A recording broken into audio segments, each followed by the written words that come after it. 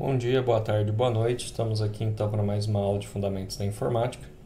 Hoje então a gente vai estar fazendo a instalação da nossa última máquina virtual, né? Então a gente começou com o Windows XP, depois foi aqui para o Windows 7 e agora a gente vai finalizar aqui com o Windows 10, tá? Então aqui é bem tranquilo, a mesma coisa do Windows 7. A primeira coisa que a gente faz é dar um nome para a nossa máquina, então vou colocar aqui Windows 10. Ele já viu aqui que é Windows, já colocou aqui que é 64 bits, beleza, mas por garantia então a gente vem e coloca o caminho da imagem aqui do Windows 10.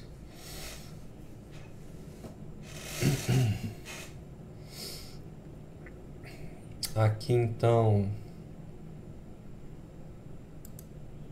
ele vai perguntar o nome de usuário, vai pedir a chave, vai pedir aqui a senha e tudo mais. A gente coloca aqui esses dados, coloca as configurações conforme as requisições, né? Então aqui, se eu quiser colocar 4 GB, então eu coloco aqui 496, né? 496 e assim por diante. Aqui ele está falando que eu preciso de pelo menos 50 GB, beleza. Ele dá aqui uma revisão de tudo que a gente fez e começa a instalação aí do Windows, né? Lembrando que a ISO, né, a chave do teu produto, ela se encontra quando você faz o download lá no Azure, né, o site lá da Microsoft. Assim que você faz a compra dessa máquina virtual, dessa ISO, né, que é de graça pra gente, você ganha junto com ela o serial daquela máquina, tá? Então, aqui fazendo a instalação da máquina. O intuito desse momento era mostrar para vocês a diferença entre a instalação do Windows XP, que foi o primeiro, né, a interface da instalação do Windows XP para o Windows 7, que foi da semana passada, e agora, né, a diferença do Windows 7 para o Windows 10.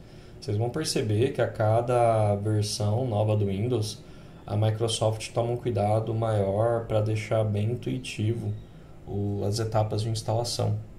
Então, no Windows XP, né, a gente tinha aí bastante etapas manuais. No Windows 7 já não teve tantas etapas manuais. Aqui no Windows 10, né, ele já mostra a lista de sistemas operacionais que a gente pode instalar. No caso, essa versão que eu baixei é da escola, então é Education. Então eu vou dar um avançar aqui. E aí ele já vai começar a fazer aquela etapa que a gente já viu no Windows 7. Então ele mostra aqui que ele está copiando os arquivos da ISO, né? No caso, como se fosse uma emulação de um HD, né? De um HD não, de um leitor de CD ou DVD. E aí ele começa a copiar essas informações e colar dentro do HD virtual nosso, né? Como vocês podem ver aqui, ó, o driver HD SATA, ele fica aqui piscando, ó, e o leitor de CD também, ó. Então é como se eu estivesse copiando os dados daqui e colando eles aqui, ó, tá? Então é por isso que ele fica aqui dando essa piscadelinha aqui. Agora que ele já terminou de copiar os arquivos, ele vai fazer aquela verificação.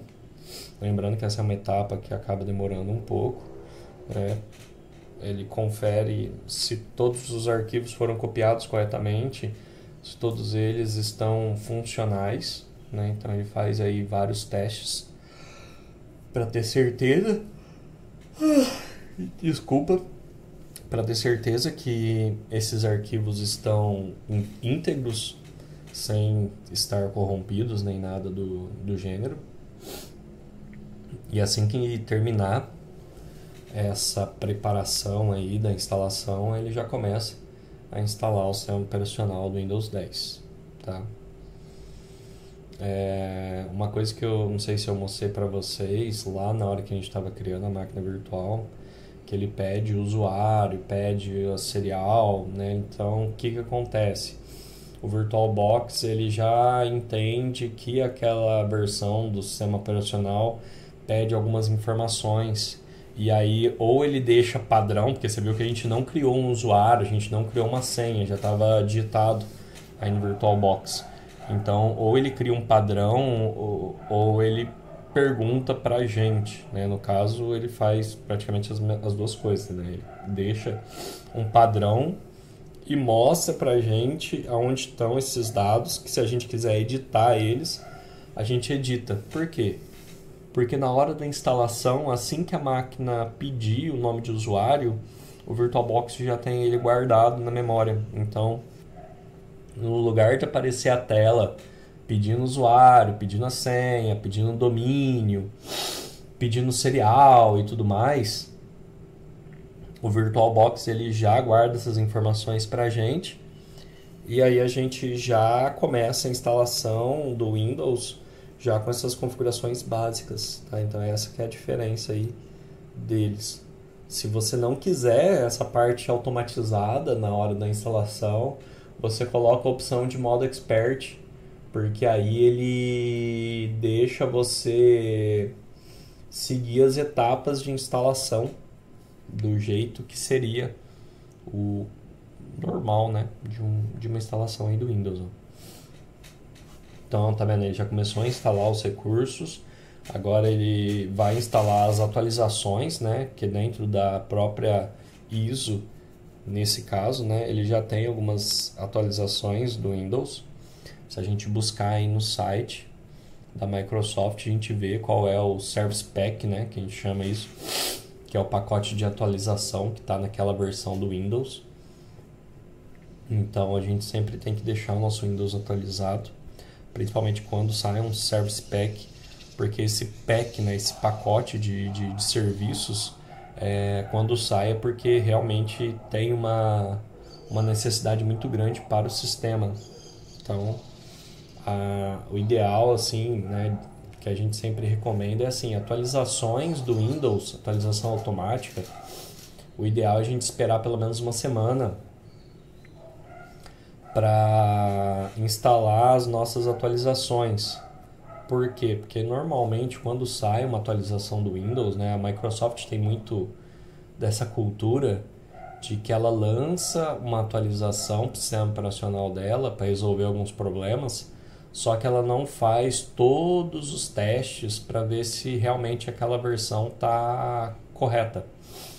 Então meio que a gente é os cobaias, vamos dizer assim, do Windows, né?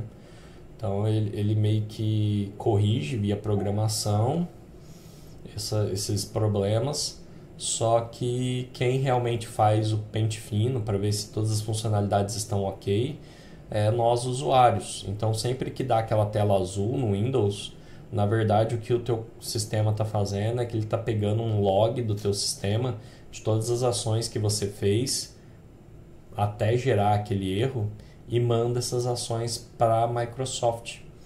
E aí ela vê esses logs, né, de erro e vê se tipo, várias pessoas mandam log de erro toda vez que as pessoas, sei lá, abrem um codec de vídeo, depois que termina o codec de vídeo ela abre o relógio, depois, sabe, são ações que começam a se tornar comuns e padrão para todos os erros. E aí a Microsoft tenta entender por que está dando aqueles erros e aí ela começa a corrigir aquele problema, tá? Então o que eu aconselho? Saiu a atualização, espera uma semana, porque aí dá tempo dos usuários, né, que estão com a atualização automática ativa instalar, atualizar e testar para a Microsoft. Se der algum problema, em menos de uma semana a Microsoft já vai corrigir aquele erro. Se não der nenhum problema, tranquilo. Depois de uma semana você foi lá e atualizou o teu sistema operacional Windows e já deixou ele um pouco mais seguro. Então essa é a diferença. Saiu o Service Pack, instala assim que sair.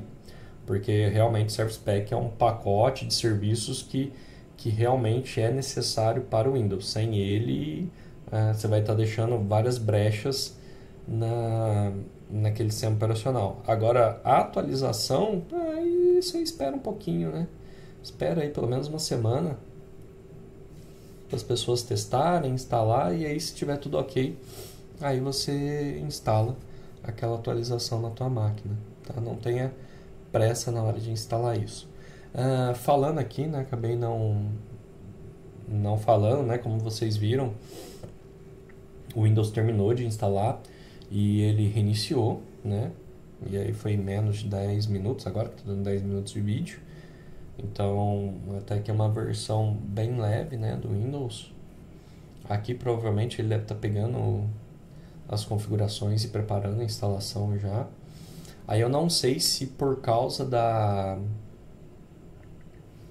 do VirtualBox, né, de eu já ter digitado aquelas configurações naquela tela, se ele já vai ficar instalando sem me perguntar nada, ou se ele vai ainda perguntar alguma coisa para mim como usuário, né? Tipo, olha, qual é o nome da máquina, ou qual é o nome de usuário que você quer criar, qual é o domínio, né? Então, que são normalmente perguntas recorrentes aí. Como vocês podem ver aqui embaixo, aqui ó, onde o cursor do mouse tá, o leitor de HD fica piscando, só que o leitor de CD e DVD, depois daquela reinicialização, ele não pisca mais, porque ele já não mais está sendo utilizado.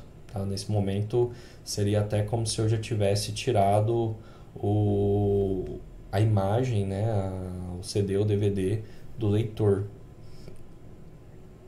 Bem, ele já está reiniciando aqui algumas vezes, então eu acho que seria nesses momentos que ele ia pedir para mim usuário, senha, né? E tudo mais, então ele já está pulando isso.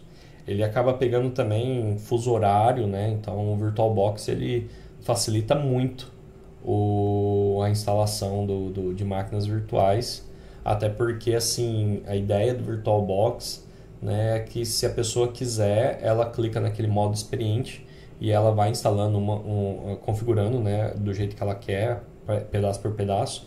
Ou se às vezes é uma coisa que eu estou com pressa, por exemplo, eu só quero realmente criar uma máquina virtual, não quero ter que ficar perdendo meu tempo configurando usuário, senha, grupo, né, fuso horário e tudo mais. Então eu já taco lá, o VirtualBox já passa isso para mim e já chora a bota. Tá? Só que aí ele também define as configurações padrões, ó, tá vendo? Ele já coloca aí o usuário, agora eu fiquei com medo, porque eu não copiei a senha que ele colocou e eu não ia conseguir logar. Mas aparentemente, olha lá, ele já fez isso. Então, por exemplo, se você está com pressa, só quer criar uma máquina virtual porque você precisa de subir um serviço ou testar uma aplicação, que foi o que eu falei para vocês na semana passada, né? Você pode ir lá, clicar, colocar as configurações e ele já faz isso para você. Só que repara que ele já deixa tudo automático. Então ele já deixa as atualizações do Windows automática, já coloca todas as configurações e especificações de forma padrão, né, que ele considera padrão. E nem sempre é o que a gente quer. Então se a gente quer realmente mudar alguma configuração do Windows, a gente vai e faz isso. Caso não seja a situação nossa, a gente simplesmente deixa lá o padrãozão aí do VirtualBox. Isso só acontece com as versões mais recentes. As versões antigas, o VirtualBox não tinha essa opção. E aí a gente realmente tinha que configurar e instalar como se fosse uma máquina real, né? Passo a passo. Como eu estava falando para vocês, isso daí também é um recurso interessante. Por exemplo, quando eu fiz a minha especialização em segurança da informação na Unicamp, eu tinha um professor de segurança que ele cuidava de um banco grande. Não vou falar qual é o banco, mas ele era gerente de um banco grande lá em Campinas. E aí, toda vez que ele começava a rotina de trabalho dele, a primeira coisa que ele fazia era formatar a máquina dele e instalar o sistema operacional do zero. Então era uma coisa que ele fazia todo santo dia, né? Então naquela época não tinha esses conceitos de máquinas virtuais, né? Virtualização de máquinas como a gente tem hoje. Então ele realmente ia lá, formatava o computador dele, então ele tinha um computador só para isso. Ele formatava o computador dele, instalava o sistema operacional, atualizava o sistema operacional, instalava somente os aplicativos que ele precisava,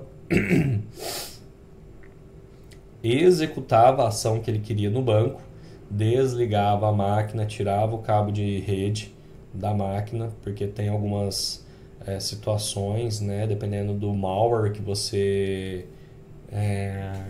infectar sua máquina, que ela, mesmo com ela entre aspas desligada, ela ainda ela tá ainda ativa, vamos dizer assim, né?